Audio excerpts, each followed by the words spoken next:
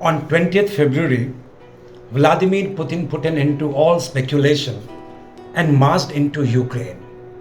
And immediately, the rest of the world took up positions. All of us have been watching the war play out in the news and on social media. What strikes me is how the nature of support and opposition has changed over the years.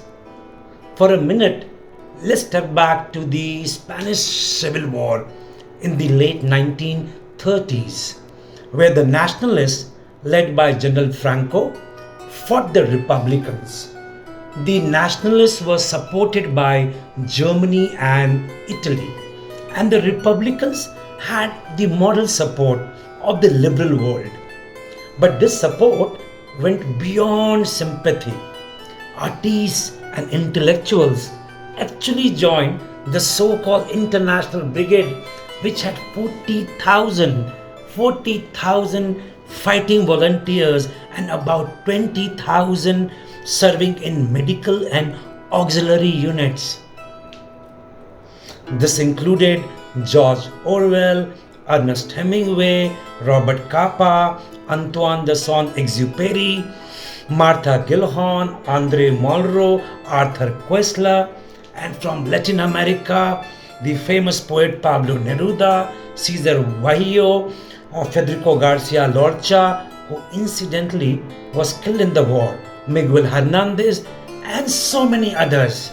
It is not surprising that the Spanish Revolution is also called the Poets' War. It saw some incredible literature like Orwell's homage to Catalonia, Hemingway's For Whom the Bell Tolls, the amazing photographs of Robert Capa, and of course Pablo Picasso's Guernica. Now let us come back to the war in Ukraine. No one is rushing there to form an international brigade. No, but there is a whole lot else happening. A war effort that I would not have ever imagined. There are people booking accommodations in Ukraine on Airbnb, first in Kyiv and now in the smaller cities. So why are they making these bookings to holiday in Ukraine? No. When they make the bookings, the host in Ukraine earns some money, which they can in turn use for themselves or for their war effort. Already over 60,000 bookings have been made and over $2 million transferred. On Etsy, people are buying digital downloads from artisans from Ukraine, or even buying physical stuff and then asking the sellers to not mail them. It would have never struck me that you could contribute to the war efforts like this. There are more conventional efforts as well, like quickly putting together merchandise stores on platforms like Shopify, like a brand called Saint Javelin, and is selling stickers and teas to raise funds for Ukraine. Nobody's jumping onto plane and heading to Ukraine to fight the Russians like they did during the Spanish Civil War. They are warriors from home, clicking away and fighting. Brands have also stepped in. SpaceX has activated Starlink so that Ukrainians have uninterrupted access to the internet.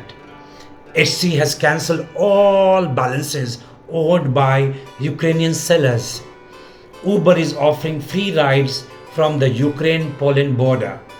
Tesla has stated that any EV can use their supercharger stations on Ukraine's border with Hungary and Poland. Just when you hear the Airbnb story and are overwhelmed by the ingenuity and the kindness of human mind, along come few examples of eternal pettiness of human mind. In Italy, a university has decided to drop Dostoevsky from the curriculum. And in Wales, the Cardiff Philharmonic has dropped Tchaikovsky from their upcoming programs. In Paris, the Federation International Feline has banned all Russian cats from participating in its events. This is a war unlike any other, and it is fought in ways unlike any other. The only similarity, the only similarity it bears to the wars that have gone before is that people die.